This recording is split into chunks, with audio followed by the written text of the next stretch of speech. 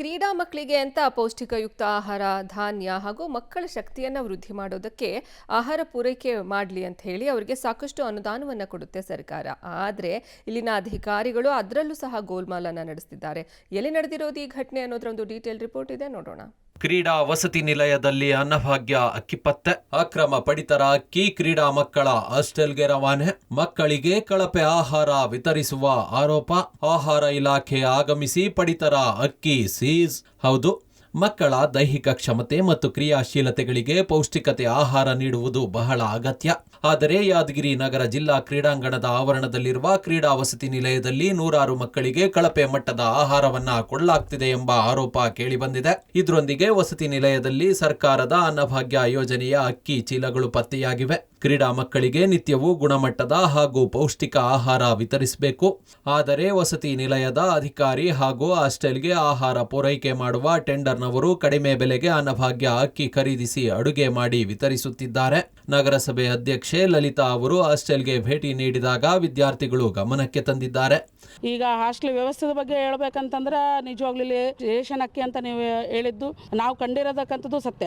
ಕೇಳಿದ್ರೆ ಅದನ್ನ ನಾವು ದೋಸೆಗೆ, ಇಡ್ಲಿಗೆ ಅದಕ್ಕೆಲ್ಲ ಬಳಕೆ ಮಾಡ್ತೀವಿ ಅಂತಕ್ಕಂಥ ಮಾತನ್ನ ಅವರು ವ್ಯಕ್ತಪಡಿಸ್ತಾ ಇದ್ದಾರೆ. ಮೊದಲನೇದಾಗಿ ಈಗಾಗಲೇ ನಮ್ಮ ಜಿಲ್ಲೆಯಲ್ಲಿ ಈ ಒಂದು ರೇಷನ್ ಅಕ್ಕಿದ ಹಗರಣ ಅಂತೂ ಎದ್ದು ಕಾಣ್ತಾನೆ ಇದೆ. ಸಹಜವಾಗಿ ಅದನ್ನ ಎಲ್ಲಂದನ್ನು ಕೊಂಡ್ಕೊಂಡು ಬರಕ್ಕಂತೂ ಸಾಧ್ಯನೇ ಇಲ್ಲ. ಈಗ ಬೇರೆ ಬೇರೆ ಅಕ್ಕಿ, ಹಂಸ ಅಕ್ಕಿ ಅದೆಲ್ಲ ತಗೊಂಡ್ ಬರ್ತಾರ ಅಂತಂದ್ರೆ ಎಲ್ಲಾದ್ರೂ ರೈತರು ಬೆಳಿತಾರೆ ಅಂತ. ಇತ್ತೀಚೆಗೆ ಅದನ್ನು ಕೂಡ ಬೆಳೆಯೋದು ಬಹಳ ಕಡಿಮೆ ಆಗಿದೆ. ಪಾಮ್ ಆಯಿಲ್ ಇರ್ತಕ್ಕಂಥ ಡಬ್ಬಿಗಳು ಮತ್ತು ಸುಟ್ಟಿರ್ತಕ್ಕಂಥ ಎಣ್ಣೆಗಳಂತೂ ನಾವು ಕಣ್ಣಾರ ಕಂಡಿರ್ತಕ್ಕಂಥದ್ದು ಸತ್ಯ.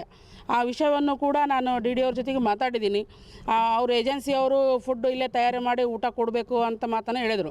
ಫುಡ್ ಕೊಡಬೇಕಂದ್ರೂ ಕೂಡ ಅಲ್ಲಿರ್ತಕ್ಕಂಥ ಮಟೀರಿಯಲ್ ಬಗ್ಗೆ ಆದರೂ ಎನ್ಕ್ವೈರಿ ಮಾಡಬೇಕಂತಕ್ಕಂಥ ವಿಷಯವನ್ನು ನಾನು ಪ್ರಸ್ತಾಪ ಮಾಡಿದ್ದೀನಿ. ಇನ್ನು ಕ್ರೀಡಾ ವಸತಿ ಶಾಲೆಯಲ್ಲಿ ಪತ್ತೆಯಾಗಿರುವ ಅನ್ನಭಾಗ್ಯ ಯೋಜನೆ ಅಕ್ಕಿ 10 ಹಲವು ಅನುಮಾನಕ್ಕೆ ಎಡೆ ಮಾಡಿಕೊಟ್ಟಿದೆ. ಈಗಾಗಲೇ ಜಿಲ್ಲೆಯಲ್ಲಿ ಒಂದರ ಮೇಲೊಂದು ಅನ್ನಭಾಗ್ಯ ಅಕ್ಕಿ ಹಗರಣ ಬೆಳಕಿಗೆ ಬರುತ್ತಿವೆ. ಇದರಲ್ಲಿ ಅಧಿಕಾರಿಗಳ ಹಸ್ತಕ್ಷೇಪ ಇರಬಹುದೆಂಬ ಅನುಮಾನ ಮೂಡಿದೆ. ಆದರೆ ಕ್ರೀಡಾ ಅಧಿಕಾರಿ ರಾಜು ಟೆಂಡರ್ದಾರರ ಮೇಲೆ ಆರೋಪ ಮಾಡಿ ಜಾರಿಕೊಳ್ತಿದ್ದಾರೆ. ಇತ್ತ ವಿಚಾರ ತಿಳಿಯುತ್ತಿದ್ದಂತೆ ಸ್ಥಳಕ್ಕೆ ಆಹಾರ ಇಲಾಖೆ ಶಿರಸ್ತೇದಾರ ಆಗಮಿಸಿ ಅಕ್ಕಿ ಸೀಸ್ ಮಾಡಿದ್ದಾರೆ. ಆ ಟೆಂಡರ್ನ ಮೇವಿನಲ್ಲಿ ವಾರದಲ್ಲಿ ಒಂದು ದಿನ ದೋಸೆ ಮತ್ತು ಇಡ್ಲಿ ಮತ್ತು ಇತರೆ ಎಲ್ಲ ಉಪಹಾರಗಳನ್ನು ಅವರು ಅಡಿಗೆ ಮಾಡಿ ಬಡಿಸಬೇಕಾದಂತಹ ಒಂದು ಸಿಸ್ಟಮ್ ಇರೋದರಿಂದ ಅವರು ತಂದಂತಹ ರೇಷನ್ ರಲ್ಲಿ ಆ ಟೆಂಡರ್ದಾರರ ಒಂದು ಹೇಳಿಕೆ ಪ್ರಕಾರ ದೋಸೆಗೆ ಅಂಟು ಅಥವಾ ಒಂದು ಜಿಗುಡುತನ ಬರಲಿಕ್ಕೆ 1 ಅಥವಾ 2 ಇಡೀ ನಾವು ಹಾಗೆ ಹೇಳ್ತೀವಿ ಅಂಥೇಳಿ ಇವಾಗ ನಾನು ಕೇಳಿದಾಗ ಒಂದು ಮಾಹಿತಿ ಕೊಟ್ಟರು. ಪಡಿತರ ಚೀಟಿ ಅಥವಾ ಪಡಿತರ ವಿತರಣೆಯಲ್ಲಿ ಆಗುವಂಥ ಯಾವುದೇ ಅಕ್ಕಿಯಷ್ಟೇ ಅಲ್ಲ, ಯಾವುದೇ ಸಾಮಗ್ರಿಗಳು ನಮ್ಮ ಕ್ರೀಡಾ ವಸತಿ ನಿಲಯದ ಒಳಗಡೆ ಯಾವುದೇ ಕಾರಣಕ್ಕೂ ಬರಬಾರದು. ನಾನು ಇವಾಗಲೇ ಅವರ ಒಂದು ಸಂಸ್ಥೆಯವರಿಗೆ ಸಂಪರ್ಕಿಸಿ ಒಂದು ನೋಟಿಸ್ ಕೊಡ್ತೀನಿ. ಒಟ್ಟಾರೆ ಕಾಳಸಂತೆ ದಂಧೆಕೋರರು ಸರ್ಕಾರಕ್ಕೆ ವಂಚಿಸೋದು ಸಹಜ. ಆದರೆ ಇಲ್ಲಿ ಅಧಿಕಾರಿಗಳೇ ಸರ್ಕಾರದ ಅಕ್ಕಿ ಖರೀದಿಸಿ ಸರ್ಕಾರಕ್ಕೆ ವಂಚಿಸೋದು ವಿಪರ್ಯಾಸ. ಮಕ್ಕಳು ಉತ್ಸಾಹಭರಿತವಾಗಿ ಕ್ರೀಡೆಯಲ್ಲಿ ಸ್ಪರ್ಧಿಸಬೇಕೆಂದರೆ ಅವರ ಆರೋಗ್ಯ ಮತ್ತು ದೇಹದಾರ್ಢ್ಯತೆ ಚೆನ್ನಾಗಿ ಇರಬೇಕು. ಇದಕ್ಕಾಗಿ ಅವರು ಸರಿಯಾದ ಆಹಾರವನ್ನ ಸೇವಿಸಬೇಕು.